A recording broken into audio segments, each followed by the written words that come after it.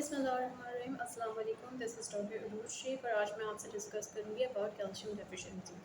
Calcium deficiency होती क्या है बेसिकली कि जब आपका बॉडी में calcium level below the normal range हो, आपके जो नॉर्मल रेंज होनी चाहिए कैल्शियम की उससे कम अगर आपकी बॉडी में कैल्शियम लेवल है तो इट मीन्स आपको कैल्शियम डेफिशिएंसी है। आपको हाइपोकैल्सीमिया ही मेडिकल टर्मिनोलॉजी। अब कैल्शियम की नॉर्मल रेंजेस क्या होती हैं? 8.5 टू 10 मिलीग्राम पर डेसीलीटर। इतनी रेंज में आपके जो कैल्शियम लेवल है आपकी बॉडी में आना चाहिए। देन आ जाते हैं हाइपरकैल्सीमिया। हाइपरकैल्सीमिया भी इज़ अ डेंजरस कंडीशन जिसमें आपका जो कैल्शियम लेवल है अबव द रेंज हो। उसमें भी ये भी डेंजरस कंडीशन है कि आपके बॉडी में बहुत ज़्यादा कैल्शियम है या आपकी बॉडी में बहुत कम कैल्शियम है। ये भी जो है वो अच्छी इंडिकेशन नहीं है। तो इसमें बेसिकली इसकी सिम्पटम्स क्या होती हैं? इसकी सिम्पटम्स में आती है fatigue, weakness, fragile nails, sorry, falling hair falling start हो जाती है, आपकी स्किन थिननेस हो जाती है, आपको स्लगिशनेस होती है जिसमें ये कि आप काम करना चाहते हैं लेकिन आपसे काम नहीं हो रहा होता, आपको बहुत ज़्यादा थकन फील हो रही होती है, आप जो है वो हर थोड़ी देर बाद थक जाते हैं, थोड़ा सा काम करके थक जाते हैं। तो ये भी इंडिकेट करती है कैल्शियम डेफिशिएंसी। ठीक है, बड़ों में ये होता है कि extreme level of light headedness होता है, आपका सर चकरा रहा होता है, सर घूम रहा होता है बुरी तरह से। आ जाते हैं इसके कॉजेज़ पर। कॉजेज़ में बेसिकली ये होता है कि अगर आप अपनी डाइट में इनफ आप कैल्शियम सप्लीमेंट नहीं ले रहे, मतलब कैल्शियम आपकी डाइट में प्रॉपर नहीं है, तो इससे भी आपके को कैल्शियम डेफिशिएंसी हो सकती है। और कैल्शियम की जो बेसिक डेली रिक्वायरमेंट्स हैं उसमें है कि आपको at least 1000 to 1200 milligram per day आपने लेना है कैल्शियम। सेकंड ये कि आप लैक्टोज इंटॉलरेंट हैं। लैक्टोज इंटॉलरेंट वो लोग होते हैं जिनको मिल्क से एलर्जी होती है, मिल्क ठीक से इंटेक नहीं कर सकते, मिल्क की कोई भी प्रोडक्ट लेते हैं तो उनको एलर्जी हो जाती है उसमें। तो ये जो है वो लैक्टोज इंटॉलरेंट की वजह से होते हैं।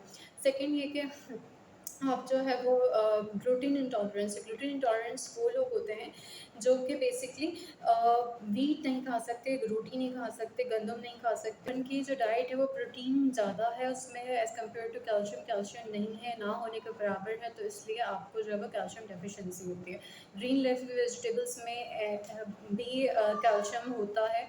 अच्छा, अब इसके सिम्पटम्स पे आ जाते हैं। सिम्पटम्स में बेसिकली वीकनेस होती है, फटीग होती है, स्लगिशनेस होती है, ब्रेन फॉग होता है। ब्रेन फॉग बेसिकली होता है जिसमें आपको कन्फ्यूजन और फॉरगेटफुलनेस हो, प्लस साथ में आप जो है वो कन्फ्यूजन हो आपको कि आप कन्फ्यूज हैं इस किसी भी काम के बारे में।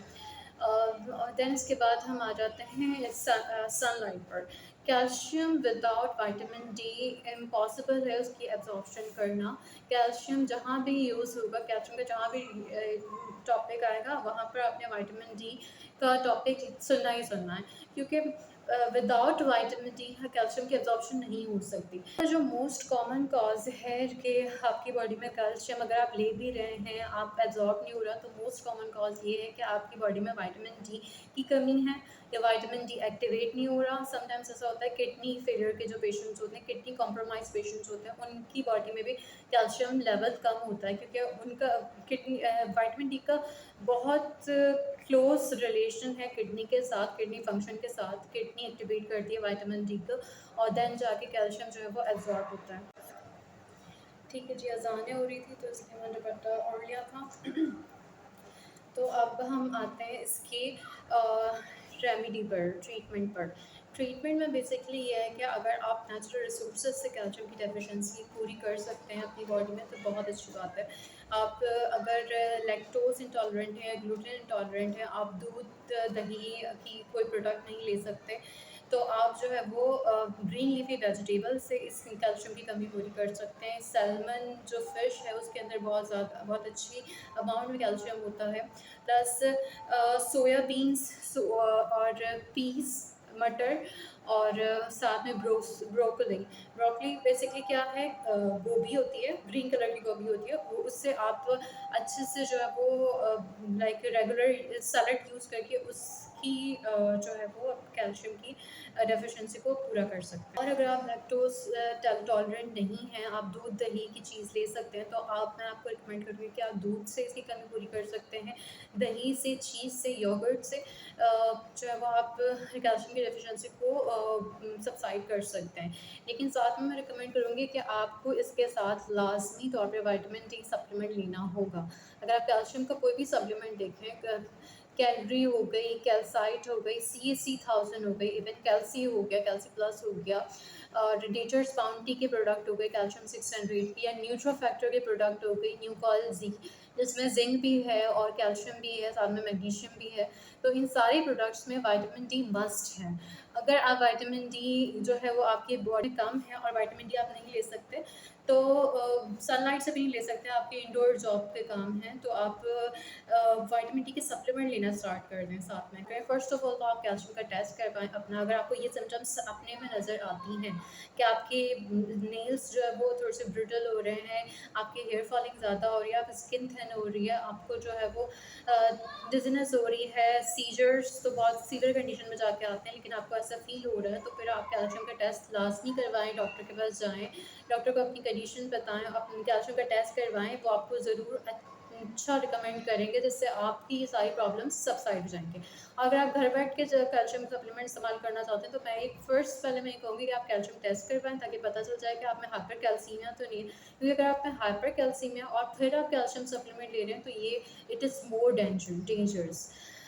सो इसलिए कैल्शियम टेस्ट करवाने ज़रूरी होते हैं, वरना लोग डॉक्टर्स को यही बोलते हैं कि हम कहीं भी जाएँ, किसी भी डॉक्टर के पास जाएँ, वो डायरेक्ट हमें टेस्ट लिख के दे देते हैं। ठीक है जी, तो टेस्ट इसलिए ज़रूरी हैं क्योंकि आपको जब तक कैल्शियम लेवल पता नहीं चलेगा, अल्लाह ना करे अगर आप कैल्शियम की आपके अंदर कमी नहीं है, ज़्यादती है, और आप फिर कैल्शियम सप्लीमेंट ले रहे हैं, तो ये ज़्यादा डेंजरस है। अच्छा, लोगों को ये लगता है कि डॉक्टर के पास जाएँगे तो डॉक्टर हमें डायरेक्ट जो है वो टेस्ट करवा देंगे, ये पैसे लूटने के तरीके होते हैं, या लाइक ये उनके जेब में पैसे जा रहे हैं, तो भी हमारी जेब से पैसा नहीं जा रहा, हमारी जेब में टेस्ट के कोई पैसे नहीं जाते। हम सिर्फ इसलिए आपको रिकमेंड करते हैं टेस्ट, कि आपकी जो कंडीशन है उसके अकॉर्डिंग आपको ट्रीट कर सकें, क्योंकि आप टेस्ट के बगैर ट्रीटमेंट से स्टार्ट कर देंगे तो वो वेस्ट ऑफ मनी है, वेस्ट ऑफ टाइम है, क्योंकि आपके पास क्लिनिकली मार्क्स नहीं हैं कि आपने जो है वो आपके पास ये हो कि आप, हाँ, आप वाकई कैल्शियम डेफिशिएंट है, तो आपको कैल्शियम सप्लीमेंट लिख के दिया है। ठीक है, तो हर भी तो आप पैसे दे रहे होते हैं शॉपिंग करते हुए, या और बाहर जो है वो फूडिंग करते हुए आप रेस्टोरेंट्स जाते हैं, तो वहाँ पे भी तो पैसे फेंक रहे होते हैं। तो आपकी अपनी हेल्थ के ऊपर आप पैसे लगा रहे हैं, आप फेंक नहीं रहे, ज़ाया नहीं कर रहे हैं, आपकी अपनी हेल्थ के ऊपर लग रहा है। तो मैं ये रिकमेंड करूँगी कि आप टेस्ट लाजमी करवाएं, प्लस जो है वो डॉक्टर के पास जाएँ, उनको बताएं अपनी कंडीशन। अगर आपको ये सारी कंडीशंस हो रही हैं कि आइदर ये हाइपोकैल्सीमिया है या हाइपरकैल्सीमिया है, उसके अकॉर्डिंग डॉक्टर जो दवाई प्रिस्क्राइब करे, तो मल्टीविटामिन्स एटलीस्ट 3 मंथ्स लेने हैं लाजमी। ऐसा नहीं कि आपने 1 मंथ लिया, 1 मंथ में आपकी सारी प्रॉब्लम सॉल्व हो जाएंगी, आपने 3 मंथ्स लाजमी लेने हैं मल्टीविटामिन्स। उसके बाद जो है वो आप दोबारा टेस्ट करवाएंगे, तो उसके बाद आपके लेवल्स बिल्कुल नॉर्मल आएंगे इंशाल्लाह, क्योंकि आप जब एक कमी को आप मेडिसिन से पूरा करेंगे, उसके बाद टेस्ट कराएंगे, तो लेवल्स बिल्कुल नॉर्मल आएंगे। Thank you so much.